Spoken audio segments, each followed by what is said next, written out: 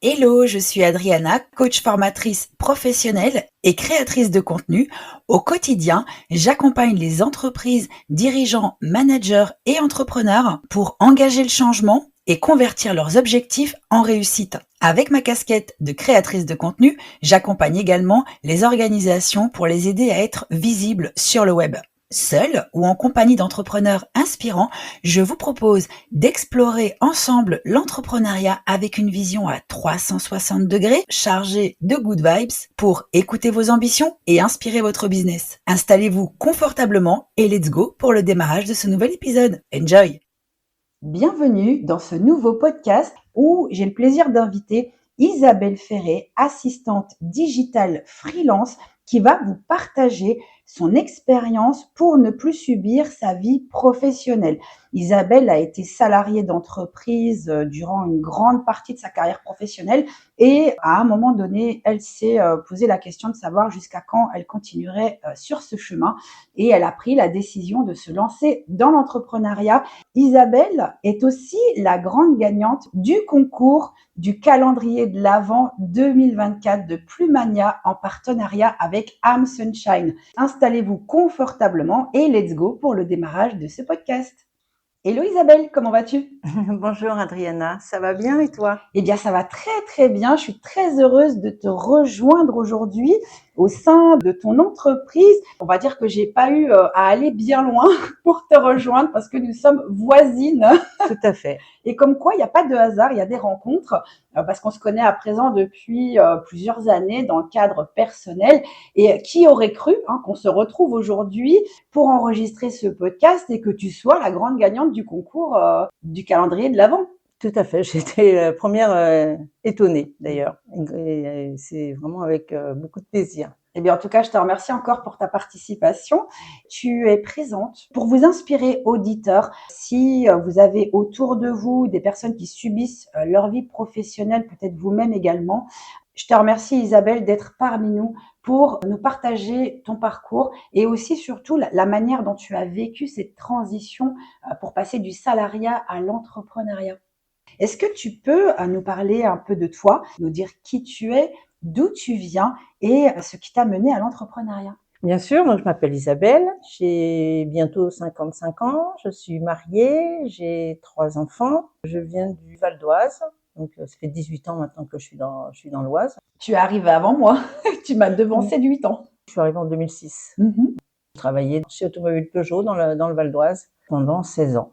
Et qu'est-ce que tu retiens de cette tranche de vie professionnelle? Que des bons souvenirs. C'était vraiment une période de ma vie très intéressante parce que j'ai eu la chance de rentrer chez eux. Ça s'est fait sans le vouloir. Je faisais mes stages d'été pour me faire un peu d'argent. Sur un malentendu, on m'a demandé si je voulais rester chez Peugeot. J'ai dit oui, puisque je venais de m'inscrire pour un BTS par correspondance. Bon, j'ai fait mon BTS en 3 ans au lieu de 2. Je suis restée donc chez Automobile Peugeot toutes ces années. Mon papa y travaillait aussi. J'ai vraiment que des bons souvenirs. J'ai fait des belles connaissances et ils sont partis et j'ai saisi l'opportunité d'un plan de départ volontaire pour création d'entreprise.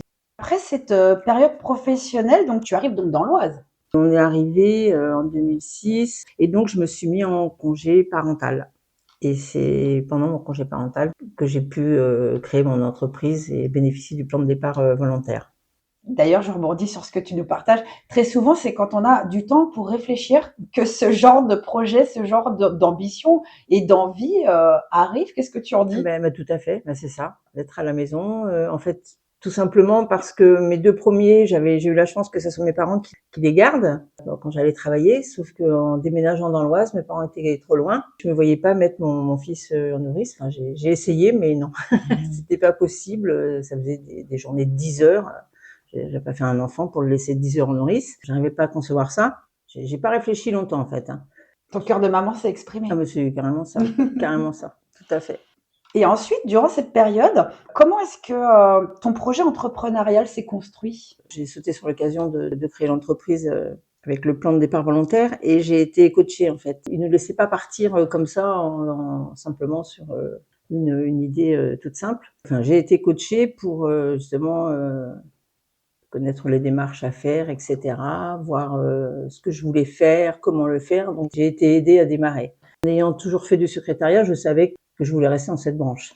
Ça s'est fait tout simplement, ça. Je mets ma casquette de coach quelques secondes.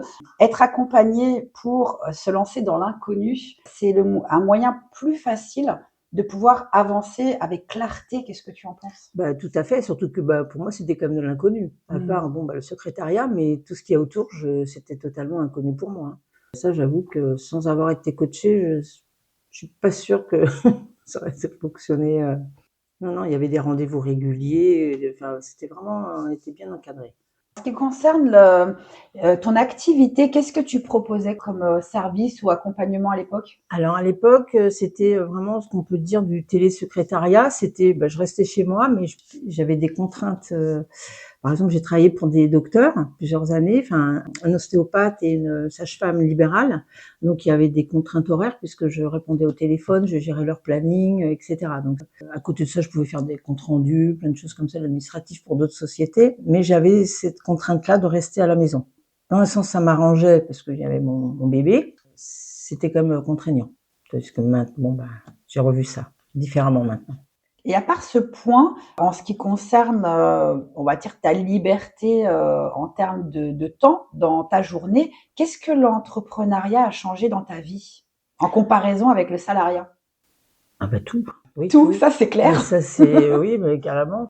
La façon de s'organiser, déjà dans la tête, on est libre. Enfin, je sais pas comment expliquer. Ça a rien à voir. On fait ce qu'on veut, on s'organise comme on veut, on va où on veut, quand on veut, on travaille pour qui on veut. On est son propre patron, donc on a de compte à rendre à personne, si ce n'est à soi-même. Ça a tout changé, principalement la deuxième fois. C'était plusieurs années plus tard, donc j'ai évolué, j'ai changé.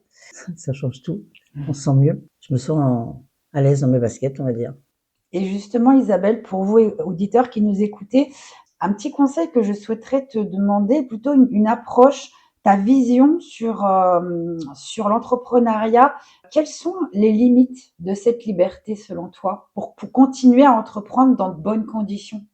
Avancer avec liberté, c'est génial de pouvoir se dire, je me lève le matin, par exemple, je vais pouvoir gérer mon temps comme je le souhaite. Selon toi, quelles sont les limites à la liberté pour justement rester focus sur son activité professionnelle? Ah oui, il faut quand même se fixer des limites. Ce qui est bien, c'est qu'on s'organise comme on veut. Mais moi, je marche avec ce qu'on appelle le time blocking. J'ai des plages horaires dans mon agenda où, là, pendant 1 heure, je vais tout simplement faire des tâches ménagères. Après, de telle heure à telle heure, ça va être, je vais faire pendant 2 heures, je vais travailler à fond, je vais rien faire d'autre. Je m'organise comme ça. J'ai vraiment des plages de travail et tout dans mon planning est marqué, en fait. Que ce soit les tâches professionnelles ou personnelles. Comme ça, je sais ce que je fais, à quelle heure, si j'ai du temps libre, je le mets aussi, c'est important, parce qu'il en faut. Donc oui, il faut quand même se fixer des limites, forcément. C'est top. Mais c'est ses limites à soi. Enfin, c'est pas les limites que les autres nous imposent. Et c'est ça qui est magique. Ah, mais c'est carrément. Je te remercie Isabelle pour ce que tu viens de nous partager. Je te propose de te présenter sous forme de portrait chinois. Est-ce que tu es partante? Ah, tout à fait. Eh bien, dans ce cas, si tu étais une planète, quelle planète serais-tu? C'est ce qui me vient le premier à l'esprit. Ce n'est pas une planète, mais pour moi c'est pareil, c'est la Lune. Discrète, puissante. Étincelante. Ah oui, voilà. Donc c'est ce qui me vient tout de suite à l'esprit, même si je sais que c'est pas vraiment une planète. Mais bon, pour moi si. Eh bien, autorise-toi. J'ai Voilà, juste envie de te dire, autorise-toi. Très, très bon choix. Et pourquoi ce choix?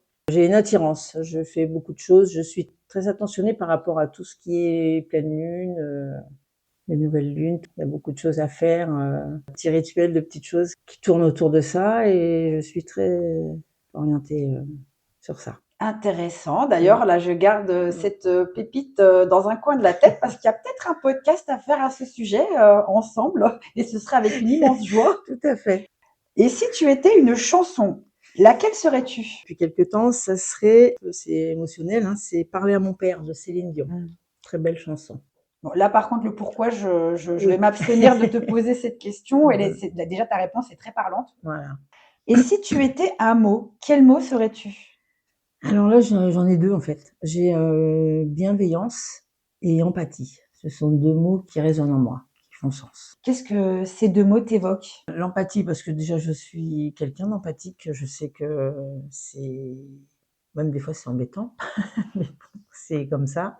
Et la bienveillance pour moi, c'est une première valeur que j'aime et que j'aimerais voir un peu partout, autour de moi tout le temps. On en voit, je veux pas mais j'aimerais en voir plus. C'est une très belle intention que tu nous partages. J'aimerais Avoir en voir plus. l'intention déjà de voir Mmh. de la bienveillance autour de soi quand on l'a Mmh. déjà en soi, Mmh. c'est beau. Et à présent, si tu étais un animal, quel animal serais-tu? Alors sans réfléchir, un chat. Le chat. Auditeurs et auditrices, nous avons un matou à côté de nous qui profite du bain de soleil dont nous avons la chance de profiter aussi. Tout à fait. Si tu étais un super pouvoir, quel super pouvoir serais-tu? Je pense à la guérison. De guérir, alors pas guérir, dans le sens, médicamenteux, non, je pense à guérir, avec les mains. Et qu'est-ce C'est que ça. tu guérirais? Oh, bah, tout ce qui peut se guérir. Alors évidemment, pas forcément les maladies graves, mais tout ce qui peut, dans la vie de tous les jours, t'embêter, enfin des fois des douleurs, ça dépend, des douleurs, du mal-être, mais avec la position des mains, soulager, retirer le mal. Ça, je crois beaucoup en ça. Donc c'est un pouvoir enfin pour moi, c'est un pouvoir. Je sais pas si c'en est vraiment un, mais moi, pour moi, c'en est un et c'est quelque chose que j'aimerais faire. Un merveilleux pouvoir qui ferait beaucoup de bien à notre monde actuel. Ça fait, il y en a pas mal qui le font, mais il n'y en a pas assez et puis c'est pas connu aussi des gens. Ce que je souhaitais te demander à présent, c'est quel a été ton déclic pour te lancer dans l'entrepreneuriat? C'est venu petit à petit. Je pense que le déclic, il a commencé à se faire pendant le Covid. La deuxième fois, évidemment, la deuxième fois. La première fois, c'était l'opportunité qui faisait que. Mais la deuxième fois, la seconde fois, là, c'est vraiment le Covid, la vie qui a ralenti.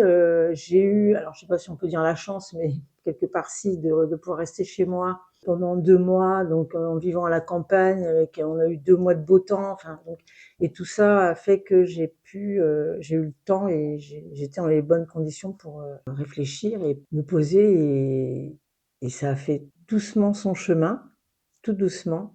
Je crois que j'ai atteint le point de non-retour en décembre 2023 où j'ai voulu partir. Je suis partie une semaine seule parce qu'on a beau dire, mais réfléchir chez soi, bon bah on a sa vie de tous les jours, c'est pas simple.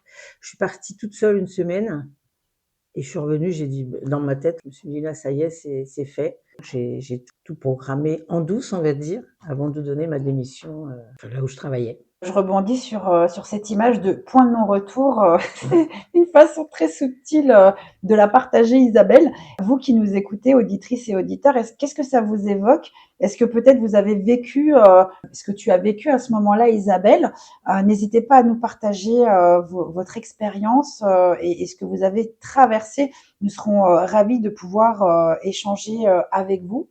Ce que je voudrais te demander à présent, Isabelle, c'est qu'est-ce que tu retiens de tes expériences? Que du bon. C'est les expériences qui font que j'en suis là où je suis aujourd'hui. Qu'elles aient été bonnes ou moins bonnes à l'époque, du moins, enfin la première fois.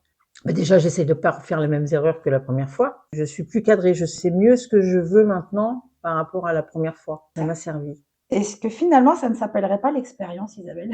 Bah si, si, oui, c'est ça. Et c'est ça qui est beau, c'est cette capacité que tu as de pouvoir te dire que finalement rien n'est bon ni mauvais et que chaque chose, chaque situation est une expérience Tout à fait. et de retenir finalement quelque part la leçon de cette expérience pour faire de ton mieux pour ne pas renouveler une erreur et que ça devienne plutôt un axe de progrès. Exactement. Ouais. Pour les auditrices et auditeurs qui souhaiteraient te contacter, comment est-ce qu'on peut venir à toi? Sur Instagram, sur Facebook. Donc Instagram, c'est Digital Workeuse 2024, tout accroché en minuscule. Sur Facebook, c'est Digital Workeuse, mais séparé, un espace entre les deux. Sinon, j'ai mon mail, digitalworkeuse@gmail.com. Et qu'est-ce que tu proposes dans tes accompagnements aujourd'hui? Imaginons, je viens à toi, j'ai besoin d'une assistante digitale dans mon activité. Qu'est-ce que tu peux me proposer très concrètement?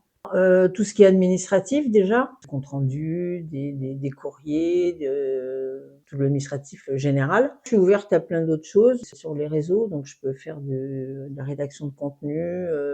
Ce que je propose déjà, c'est de discuter du besoin déjà du client, et moi je vois après ce que je peux faire pour répondre à sa demande.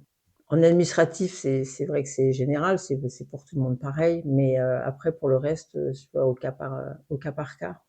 Et je propose aussi aux particuliers, les gens qui ont besoin d'aide au quotidien. Je pense notamment aux personnes âgées ou personnes qui n'ont pas d'internet ou n'importe, d'ordinateur. On en discute et je vois en fonction du besoin de la personne ce que je peux faire pour elle.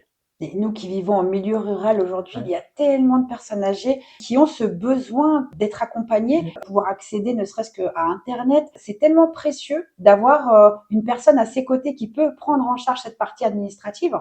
Ah oui, tout à fait. Je m'en suis rendu compte. Et je pense aussi aux étudiants, parce que j'ai eu le cas hier, une étudiante qui fait de hautes études, mais qui est perdue, qui n'est pas française à la base, elle vient du Cameroun, et qui est complètement perdue dans l'administration française et tout ce qu'il y a à faire. Il y a les jeunes aussi. On a quand même beaucoup de choses à gérer simultanément avec l'administration française. Tout à fait. Tu as une expérience entrepreneuriale très dense. Si tu avais un conseil aujourd'hui à donner à la Isabelle d'il y a 15 ans, quand elle s'est lancée dans l'entrepreneuriat, qui débutait sa vie entrepreneuriale, quel serait ce conseil aujourd'hui que tu pourrais lui donner? C'est tout simple, c'est vas-y fonce. Vas-y fonce, oui, parce que j'avais peur de plein de choses à l'époque, ce qui est normal, l'inconnu, etc. Je n'ai pas maintenant. Ce serait ça, fonce, vas-y fonce. Qu'est-ce que tu retiens de ceux ou ces coachs qui ont été à tes côtés pour te permettre d'avancer plus facilement? À l'époque, ça m'a bien servi puisque je savais pas où j'allais. Avoir un coach, quand on n'a pas l'habitude, qu'on sait pas où on va, c'est très bien. Faut pas partir seul, sans connaissance. Après, c'est un choix propre à chaque personne. Disons que en faisant le choix d'être accompagné, le chemin à parcourir est plus facile et surtout plus clair. Tout à fait. Quel serait le mot de la fin? Alors, le mot de la fin, j'en ai pas trop parlé pendant le podcast. J'ai dit vas-y fonce, oui. Mais je ne recommande pas non plus quand même de faire ce que j'ai fait, c'est-à-dire, d'ailleurs personne ne le recommande. Bon, j'ai réfléchi, tout était réfléchi à ce que je voulais faire, mais j'ai démissionné. J'aurais pu trouver une autre solution. Bon, là où je travaillais, la rupture conventionnelle n'existe pas. Mais j'aurais pu faire ce qu'on préconise beaucoup d'ailleurs sur Internet, c'est continuer mon activité de salarié à mi-temps et me lancer à côté en freelance. J'ai choisi de tout lâcher et de partir comme je dis, sans filet. Et c'était OK, c'était ton choix. Alors pour moi, oui. Mais après, je ne peux pas me permettre de dire aux gens, faites la même chose. Parce que moi, j'ai mes raisons personnelles, mais après, on ne peut pas mettre en péril non plus toute sa vie. Sachant que tu avais peut-être le cadre de vie personnelle qui te permettait de faire ce choix. Voilà, c'est pour ça que je dis ça dépend après de chaque personne. Donc je peux pas. C'est un conseil. Voilà, un conseil à donner, ça serait ça de commencer son activité à mi-temps, en gardant son emploi salarié à côté. Sachant que le changement commence par un premier pas. Tout à fait. Quel qu'il soit. Ah mais voilà, c'est ça. C'est exactement ça. J'ai aucun regret. Je l'ai fait ce premier pas, j'ai aucun regret. Eh bien, j'en suis très heureuse. En tout cas, Isabelle, je suis ravie de t'avoir accueillie aujourd'hui au bout du micro sur Plumania. C'était un réel plaisir. Je te dis à très vite pour l'enregistrement d'un prochain podcast chargé de good vibes. Si tu es partante. Avec plaisir. Merci à toi. À très vite. Cet épisode vous a plu? Votre avis est le bienvenu sur votre chaîne d'écoute favorite. Pour être informé de la sortie des prochains épisodes, il suffit de vous abonner à Plumania. Merci pour votre interaction. Où que vous soyez et quoi que vous fassiez, je vous souhaite une très belle journée ou soirée. À très bientôt.